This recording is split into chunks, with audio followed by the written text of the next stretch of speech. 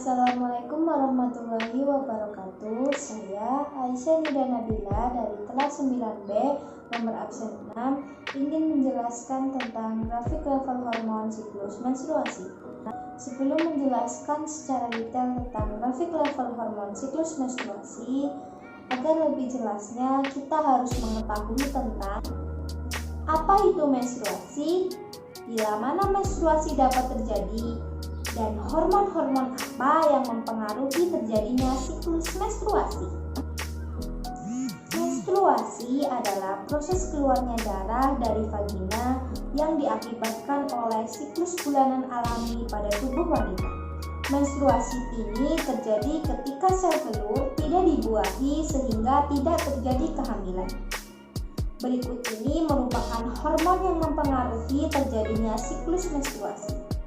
1. Progesteron, yaitu hormon yang digunakan untuk mengatasi gangguan siklus menstruasi dan ovulasi. Kedua, estrogen, yaitu hormon yang berperan penting dalam perkembangan dan pertumbuhan karakteristik siklus menstruasi.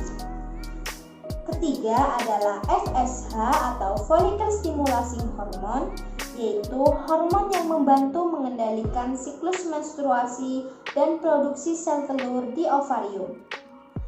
Yang terakhir adalah LH atau luteinizing hormone yang membantu mengatur siklus menstruasi dan ovulasi. Berikut ini merupakan gambar dan penjelasan grafik level hormon siklus menstruasi. Siklus menstruasi terdiri dari beberapa tahap, yaitu menstruasi, fase praovulasi, ovulasi, dan fase pasca ovulasi. Di sini sudah terdapat bagian siklus uterus, bagian siklus ovarium, dan juga bagian hormon. Seperti yang dijelaskan tadi, hormon yang mempengaruhi siklus menstruasi yaitu hormon FSH, hormon estrogen, hormon LH, dan hormon progesteron. Di sini, hormon FSH ditandai dengan garis warna hijau, hormon estrogen ditandai dengan garis warna coklat, hormon LH ditandai dengan garis warna merah, dan hormon progesteron ditandai dengan garis warna biru. Diawali dengan tidak dibuahinya sel ovum membuat kadar estrogen dan progesteron menurun. Lapisan menebal yang mendukung kehamilan tidak dibutuhkan lagi. Hal ini membuat dinding rahim luruh dan keluar dalam bentuk darah. Dalam siklus menstruasi ini biasanya berlangsung 3-7 hari. Namun sebagian wanita juga dapat mengalami menstruasi lebih dari 7 hari.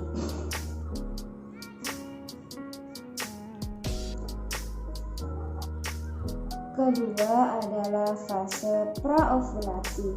Pada fase praovulasi ini, hormon FSH dan hormon LH mengalami sedikit penurunan, sedangkan hormon estrogen mengalami kenaikan. Seiring dengan naiknya hormon estrogen ini, dinding rahim juga akan menebal. Kedua hal ini akan terus berlangsung hingga ke tahap maksimal. Ketiga adalah ovulasi. Setelah masuk ke titik maksimalnya, hormon estrogen mengalami penurunan dan mulai terjadi lonjakan terhadap hormon FSH dan hormon LH secara mendadak dan tinggi. Hal ini menyebabkan folikel pecah dan mendorong ovum atau sel telur keluar dari ovarium. Pelepasan ini biasanya berlangsung selama 16-32 jam setelah hormon LH dan hormon FSH naik. Yang terakhir adalah fase pasca ovulasi. Setelah ovum terlepas, folikel yang ditinggalkan akan membentuk korpus luteum. Korpus luteum ini akan melepaskan hormon progesteron yang menyebabkan kenaikan suhu basal.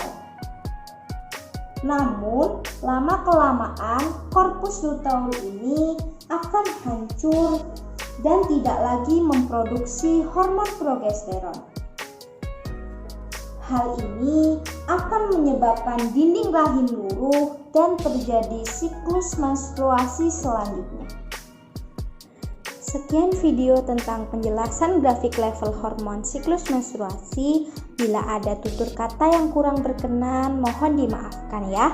Sebelum menutup video ini, jangan lupa selalu untuk menjaga kesehatan dengan mencuci tangan, memakai masker, menjauhi kerumunan, menjaga jarak, serta membatasi mobilitas.